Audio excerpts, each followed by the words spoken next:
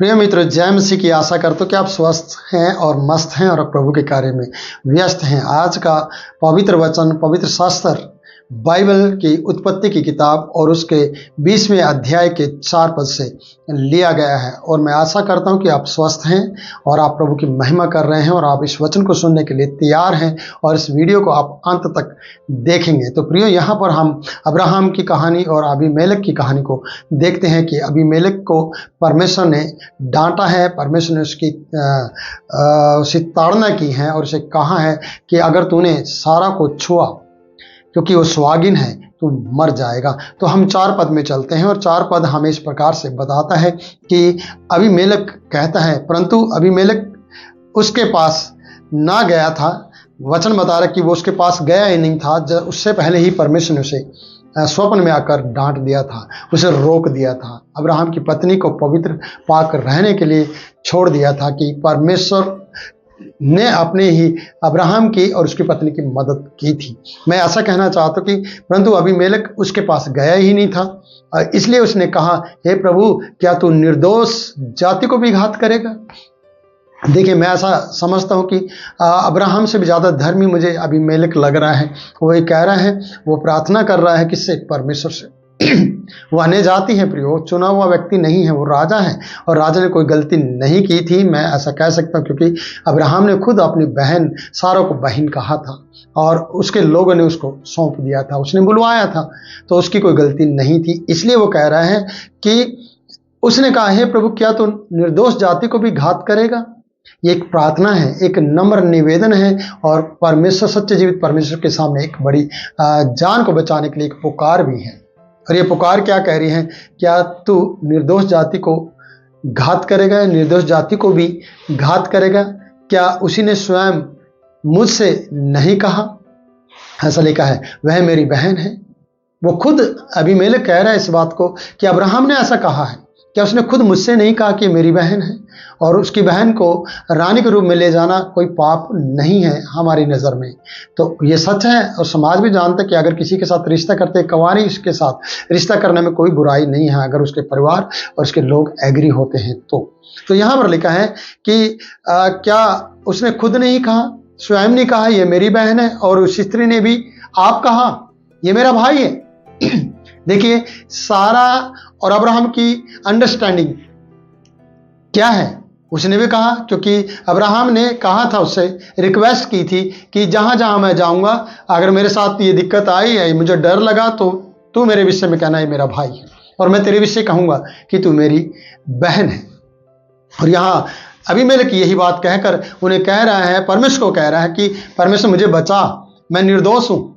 खुद अब्राहम ने अपनी बहन कहा है और यहाँ तक कि सारा ने भी उसे अपना भाई कहा है, स्वयं कहा है, मेरा भाई है, ऐसे कहा है। लिखा है, मैंने तो अपने मन की खराई और अपने व्यवहार की सच्चाई से, मन की खराई से और अपने व्यवहार की सच्चाई से ऐसा यह काम किया। मैंने कोई पाप नहीं किया है परमेश्वर, मैंने मन की खराई और सच्चाई से ही काम किया, क्योंकि उन्होंने मुझे खुद कहा है। प्रियो, हम खुद ऑफर देते हैं अपने साथ गलत होने का। कई बार हम डरे होते हैं, इसलिए हम अपनी चीज़ों को उठाकर, अपनी वस्तु को, अपने जनों को किसी दूसरे के हाथ में सौंप देते हैं, पर उसे पता नहीं होता कि पीछे की हिस्ट्री क्या है, पीछे की स्टोरी क्या है, कहानी क्या है, पीछे किसी को पता नहीं होता। कैमरा पास्टर के पास लोग इस तरीके से उन बातों को पेश करते हैं, रखते हैं उन बातों को जिसके बारे में पास्टर को पता नहीं होता है। कैमरा हम परमेश्वर को भी उन बातों को इस तरीके से सौंपते हैं या बोलते हैं कि परमेश्वर को सब पता होता है और परमेश्वर हमें जान जाता है कि हम गलत कह रहे हैं। और यहाँ अबीमेलेक कह रहा है कि ये सब तो इन्होंने अपने आप कहा है और मैंने कोई पाप नहीं किया है। तो कहते हैं कि मैंने तो मन की खराई से और सच्चे अपने व्यवहार की सच्चाई से यह काम किया है। परमेश्वर ने उससे स्वप्न में कहा, हाँ मैं भी जानता हूँ, मैं भी जानता हूँ ये बात कि तूने ऐसा किया है। और इस पद को पढ़ते हैं कि अपने मन की खराई से तूने यह काम किया है, मैं जानता हूं, इसलिए मैंने तुझे मारा नहीं है। आगे पढ़ते हैं, और मैंने तुझे रोक भी रखा कि तू मेरे विरुद्ध पाप न करे। ये बड़ी बात है। अब्राहम के विरुद्ध नहीं, सारा के विरुद्ध नहीं, मेरे विरुद्ध काम ना करे, क्योंकि भाई मेरी जिम्मेवारी बनती है। परमेश्वर कह रहा है मेरी जिम्मेवारी है कि मैंने उसे कसदियों के उर नगर से बुलाया है और उसकी सुरक्षा देना, उसकी पत्नी की और उसके परिवार को बढ़ाना, ये मेरी जिम्मेवारी है। परमेश्वर एक तरीके से ऐसा कह रहा है, ये मेरी जिम्मेवारी बनती है, इसलिए मैंने तुझे रोक भी रखा कि तू मेरे विरुद्ध पाप ना करे। अगर सारा के साथ गलत कर देता अबीमेलेक तो परमेश्वर के साथ गलत हो जाता, ये बड़ी बात है। अगर अब्राहम के पत्नी सारा के साथ गलत होता तो परमेश्वर के साथ गलत हो रहा है, फिरौन करता या फिर अबीमेलेक करता तो ये सब परमेश्वर के लिए गलत हो रहा था या परमेश्वर का साथ गलत हो रहा था, क्योंकि परमेश्वर ने इन्हें बुलाया था, परमेश्वर ने इनकी जिम्मेवारी ली थी, परमेश्वर ने इनको बच्चे देने की आशीष दी के लिए जिम्मेवारी ली है, वाचा बांधी है, उसका वायदा है वो तुझे अकेला नहीं छोड़ेगा, अनाथ नहीं छोड़ेगा। और परमेश्वर यहां पर उस बात को बाखूबी निभा रहा है, उसको पूरा कर रहा है कि अब्राहम के पत्नी के विरुद्ध तू पाप न करे, इसलिए मैंने तुझे रोक रखा और तू मेरे विरुद्ध पाप ना करे। ये बड़ी बात है। यहां पर लिखा है कि मैंने तुझे रोक भी रखा कि तूने अपने मन की खराई और सच्चाई से एक काम किया है, मैं जानता हूं, और मैंने तुझे रोक भी रखा है कि तू मेरे विरुद्ध पाप ना करे, इस कारण मैंने तुझको छूने नहीं दिया। सोचिएगा, परमेश्वर ने सारा को छूने नहीं दिया, अबीमेलेक को रोक के रखा परमेश्वर ने कि सारा को ना छुए, जब तक परमेश्वर जाकर स्वप्न के अंदर उसे डांट ना दे, फटकार ना दे और उससे रोक ना दे और उसके अंदर डर पैदा ना कर दे, तब तक वो सारा के पास नहीं गया। और परमेश्वर खुद ये गवाही दे रहा है कि मैंने तुझे रोक भी रखा कि तुम मेरे विरुद्ध पाप ना करे। प्रिय, तो 6 पद हमें ये बता रहा है कि उससे मैंने छूने भी नहीं दिया, टच भी नहीं करने दिया। आज परमेश्वर आपको भी और आपके परिवार को छूने तक नहीं देगा, किसी को भी। स्वप्न में जाकर आपकी पहले से मदद कर देगा, आपके लोगों की मदद कर देगा, जब आपका रिश्ता सही होगा परमेश्वर के साथ, जब आप प्रार्थना का जीवन और धर्मी का जीवन जी रहे हो। क्योंकि अब्राहम प्रार्थना करने वाला व्यक्ति है। आपको पता है 19वें अध्याय में हम देखते हैं कि सदोम अमोरा के लिए उसने प्रार्थना की। सदोम अमोरा के नगर, जितने भी आसपास के नगर परमेश्वर नष्ट करना चाह रहा था, उनके लिए उसने प्रार्थना की। और वो ये भी जानता था कि मेरा भतीजा लूत वहां पर रहता है, इसलिए लूत के कारण से बहुत से लोग बचाए भी जाएंगे बहुत से लोग धर्मी बन गए होंगे, वो बचाए जाएंगे। तो अब्राहम प्रार्थना करने वाला व्यक्ति है। अब्राहम विश्वास के साथ अपने घर बार परिवार छोड़कर, अपने माता पिता को छोड़कर, अपने लोगों को छोड़कर, अपने नगर, कसदियों के नगर, ऊर नगर को छोड़कर वहां से निकला है परमेश्वर की एक बुलाहट पर, एक आवाज पर वो वहां से निकला है।